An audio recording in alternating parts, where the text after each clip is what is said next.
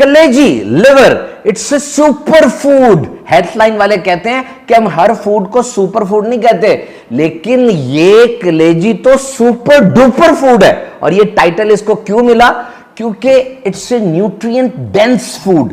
इसमें कैलोरीज कम है लेकिन अफादियत, न्यूट्रिशन बहुत ज्यादा है। आमतौर पे जो मिठाइयां और फास्ट फूड हम खाते हैं इसमें ग़िज़ाइयत बहुत कम या नहीं होती, लेकिन कैलोरीज बहुत ज्यादा होती हैं। जिस्म भी बढ़ता है, भूख भी मिट जाती है और नुकसान होता है। जबकि इसके बरक्स ये कलेजी, it's a nutrient power house. ये तो पावर हाउस है, पॉपुलर एंड ट्रेजर्ड।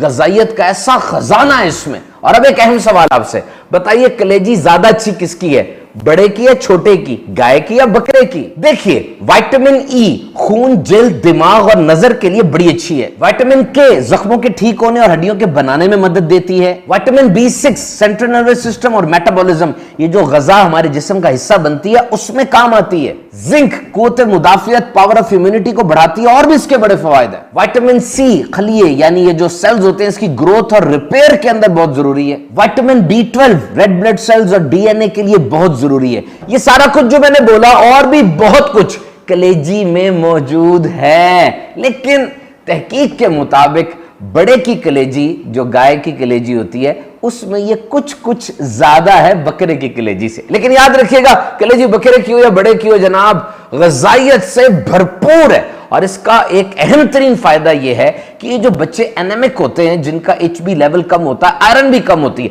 इसके अंदर अलामत क्या है? बच्चे का रंग पीला पीला सा होगा, उकताया उकताया, चिड़चिड़ा चिड़चिड़ा सा रहेगा, कद छोटा होगा और वो बच्चा आमतौर पर रोते रोते सांस भी रोक लेता है। ऐसे बच्चों के लिए कलेजी अहम तरीन है। तो आयरन से भरी इस कलेजी को बच्चे की ग़िज़ा का लाजमी हिस्सा बनाएं, लेकिन बहुत ज्यादा मिकदार में नहीं खिलानी। और कलेजी में 1/3 प्रोटीन होती है, यानी इसके 3 हिस्से अगर किए जाएं, एक हिस्सा प्रोटीन है और ये हाई क्वालिटी प्रोटीन होती है, जबरदस्त वाली। और खवातीन के तिब्बी मसाइल, मेडिकल इश्यूज जो इनको हो जाते हैं, उसमें ये बहुत अच्छी है। बहरहाल ये बात याद रखिए कि कलेजी की मिसाल बिजली की तरह है। जिस तरह आपके घर के अंदर अगर बिजली आ रही है मुनासिब मिकदार में तो ठीक है, अगर ज्यादा हो जाती है, वोल्टेज ज्यादा हो जाए तो कई चीजें उड़ जाती हैं। इसी तरह ये कलेजी भी खजाना है। विटामिन ए, कोलेस्ट्रॉल वगैरह इसमें ज्यादा होता है, तो मुनासिब मिकदार में खाएं।